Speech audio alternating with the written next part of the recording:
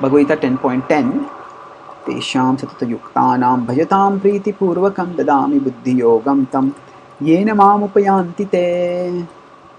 Krishna is speaking here. Tesham satatayuktanam. Tesham, for those people. Who are these people?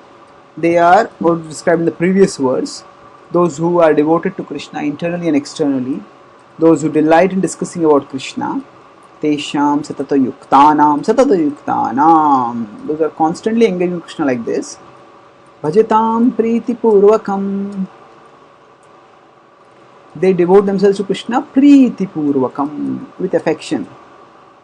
Dadami buddhi yogam tam.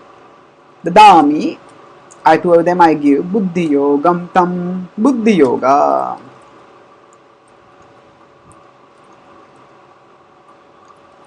Buddhi yoga is the buddhi that enables one to practice yoga. It means it is the reason that facilitates, that aids, that accelerates redirection of the heart from the world to Krishna, that is assisted and accelerated through reason. Buddhi is often translated as intelligence in the Western philosophical context. The word reason is used to refer to a particular feature of the intelligence, the feature of the intelligence being always there for us to connect with, the intelligence always being there for us, within us as souls, to be able to transcend our bodily shackles and to be able to go beyond whatever it is in this world that deludes us towards Krishna. Tadadami buddhi yogam tam yena mam upayanti te, yena mam upayanti te. So, mam upayanti. Krishna has told earlier that to attain him is to not return to this world. In 4.9 he has said janma karma chame divyam evam yovet tatvatah tektva deham punarjanma naiti mameti so Arjuna.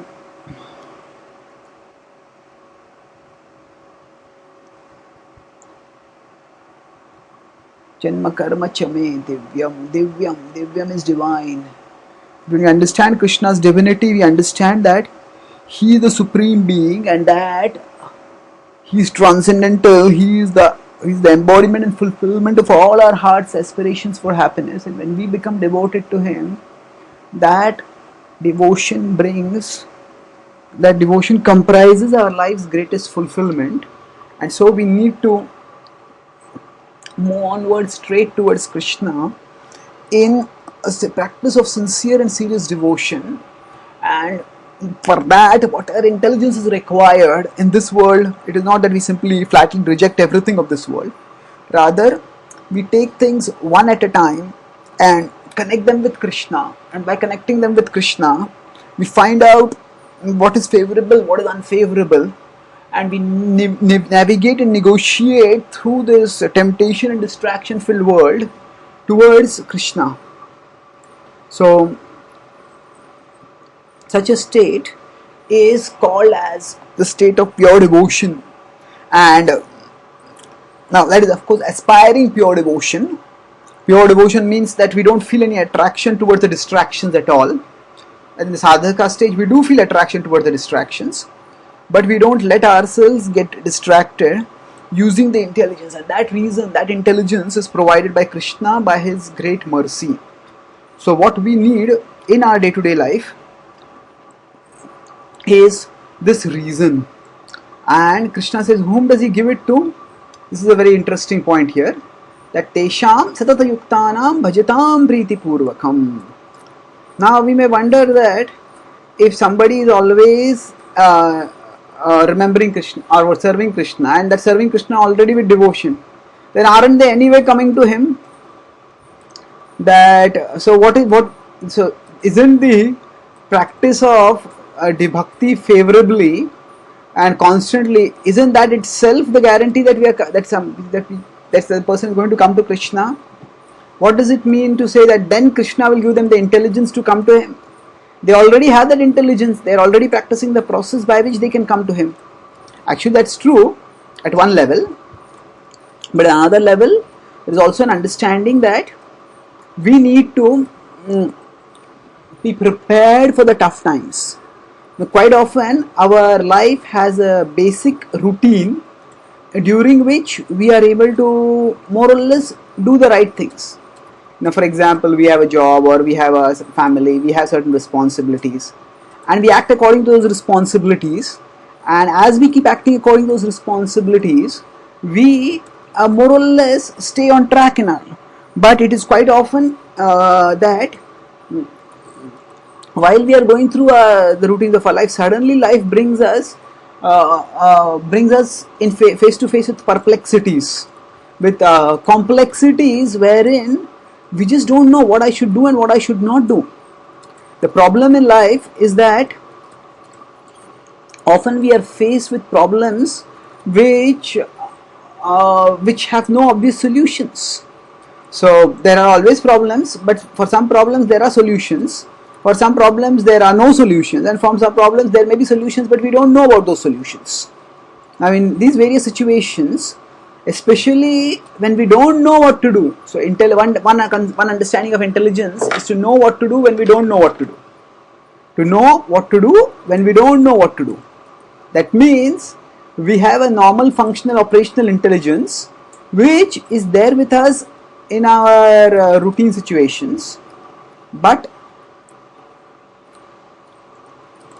when we are no longer in that routine situation, at that time, when we are at crossroads in our life, at that time, how do we keep moving towards Krishna? So, if we keep our normal disposition towards Krishna devotional, if we keep in the normal conduct of our life, if we show Krishna through our actions that we want to be devoted to Him, then when we face difficulties, then when we face adversities, when we face reversals, at that time it is Krishna who will give us the sublime intelligence by which we will know how to come to Him. So it is not that Krishna wants to keep things away from us. Rather, it is that Krishna wants to give us the very best, but to get that very best, we need to connect with Him. And to connect with Him, we need to have the intelligence at the times when we are most likely to become disconnected. Suppose we have a map with us, and the map tells us, okay, go straight, go straight, go straight. Now, actually speaking, if you are on a road and there are no turns on that road, and if we know we are on the right road, then we just have to keep moving forward on the road. So the real challenge is not when we are on a straight road with no forks. Actually, we need the map when we come to the fork. Of course, if a person is really careless, then even when they are on the road, they might just, even if it's a straight road, they might steer off the road into some ditch and have an accident. But if the person has basic caution, then when the road is going on straight, at that time one does not really need map so much.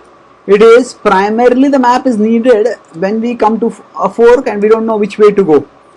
So similarly, in the routine course of life, we have some basic intelligence with which we can move onwards. Of course, if we mess up with that, even the basic intelligence, then we can create disaster even in our ordinary situations. So, for example,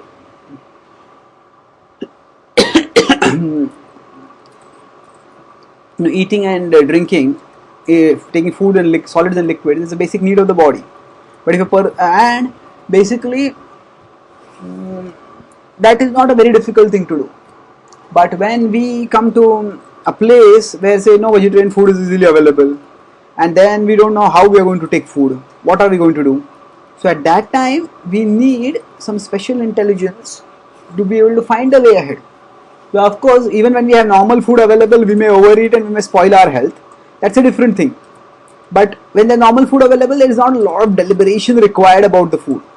It's only when normal food is not available that we need to deliberate seriously about what food we are going to eat.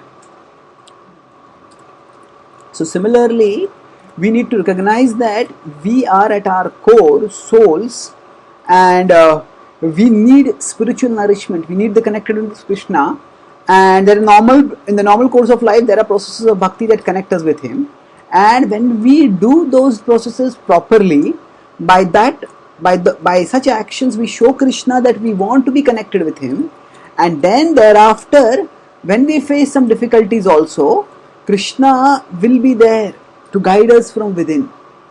So when we do the right thing, when we know it is the right thing, then Krishna will give us the intelligence to do the right thing when we don't know what is the right thing. So that is the meaning of Dadami Buddhi Yogam Tam Yena Mam Upayanti Te. That yes, we need certain amount of buddhi to be able to be Bhajatam Priti Purvakam. Of course, what we need is more, goes beyond buddhi to bhakti. But whatever it is, we do need a certain level of favorable disposition towards Krishna in our normal course of life.